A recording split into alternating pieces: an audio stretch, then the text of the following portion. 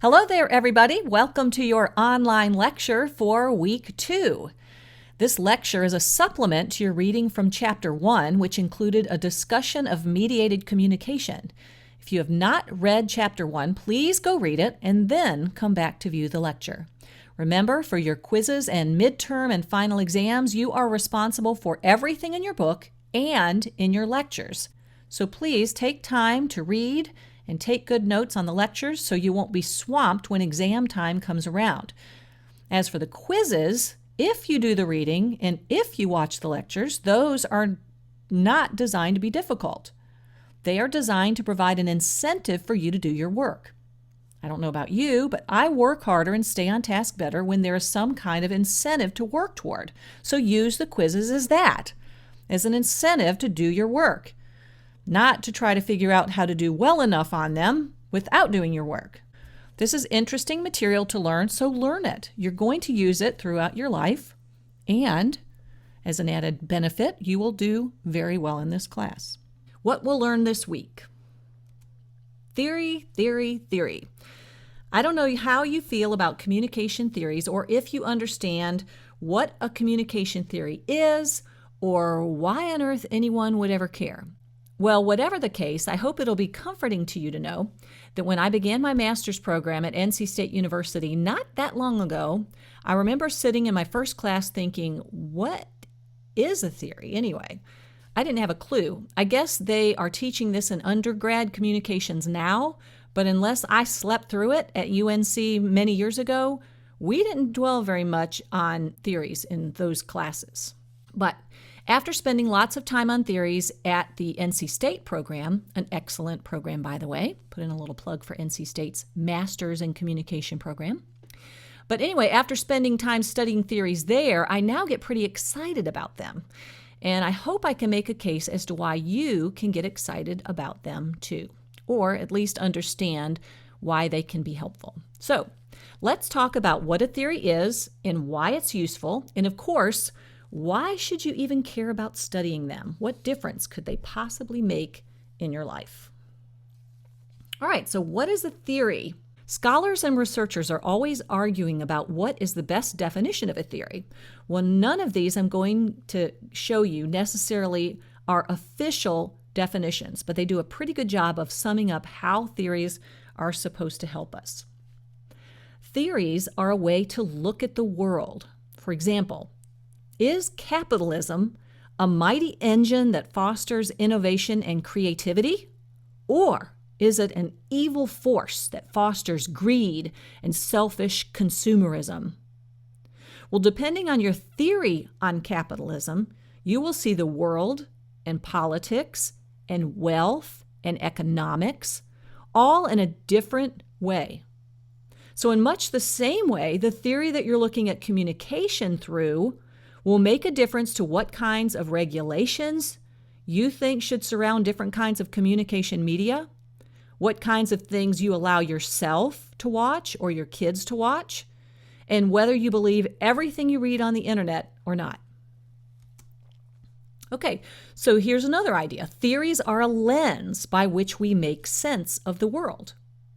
We may not understand why people are violent, why there are rapists, why people abuse their children. So we might propose a theory on that, and then go out and test that theory to see if it makes sense. If it does make sense, you might then propose some changes that would make our society safer.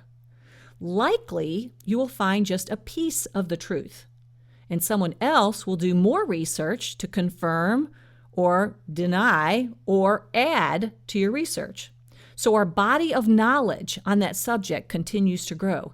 Body of knowledge is very important in research. We're all adding to this body of knowledge that's out there, and then we all know more. So it's a good thing, right? A theory can be a way to explain or predict what is happening in society. Once you have this existing body of knowledge that we just referred to, and you see evidence that people generally behave or respond in a certain way to situations, you can begin to make decisions based on that research. Do violent movies and songs encourage people to be violent? There's an app for that. Just kidding. There's a theory on that. Does the media control what we think on issues or only control which issues we think about and talk about? There's a theory on that. What happens when the majority of the news media form a certain opinion on social issues, such as gay marriage or abortion or immigration? Do we find this squelches dissent? People are afraid to speak up if they don't agree with the majority opinion? Well, that's the cumulative effects theory. Do you believe that or not? Let's talk about a few of these theories in more detail. All right, the first one, cultivation theory by Gerbner was the name of the researcher. This theory contends that media, his research dealt particularly with television, shapes how we view the world. According to Gerbner, we will decide about our roles as daughters and sons, husbands and wives, men and women from what we see on television. Okay, so how media shapes how we view the world. Now, he suggests the more we watch TV, the more influence it has on us and our perception of the world.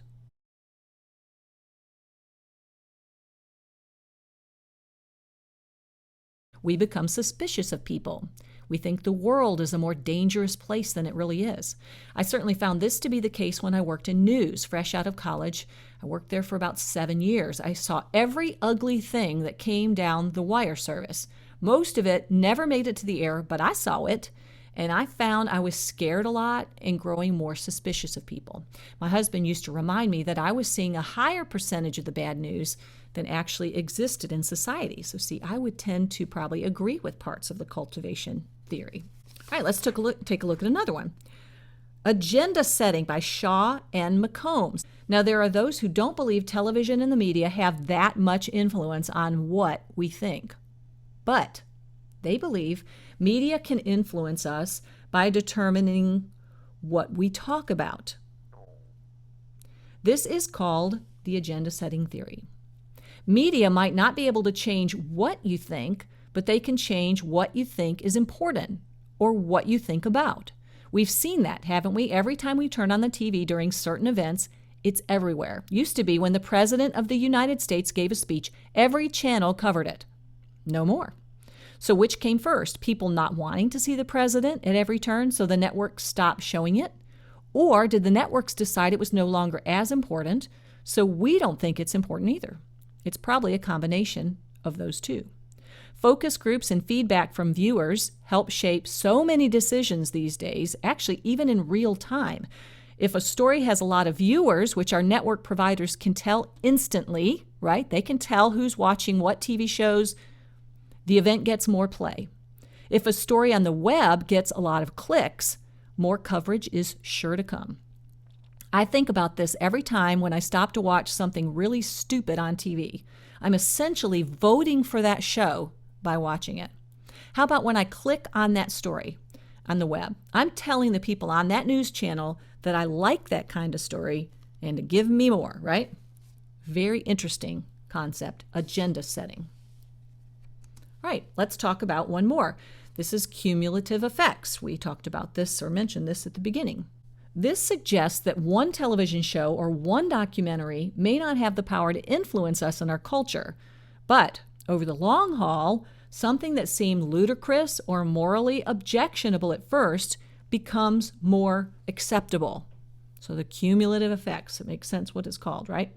Then, as more media outlets jump on board with portrayals of this behavior or thought, the effect builds. And then we find that those who used to speak freely and disagree with what was being espoused no longer feel free to speak. They fear they will be called prudes or hate mongers, uneducated or stupid.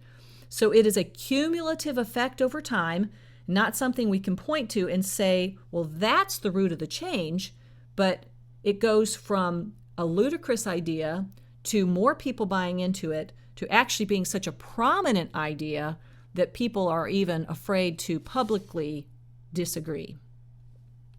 All right, so that's the ideas behind the cumulative effect. Whether you believe that or not is, of course, up to you. That's a quick look at some communication theories which help us to think about the effects of mediated communication. I hope you found that Interesting. Check for your assignments on Blackboard, and we'll see you next week.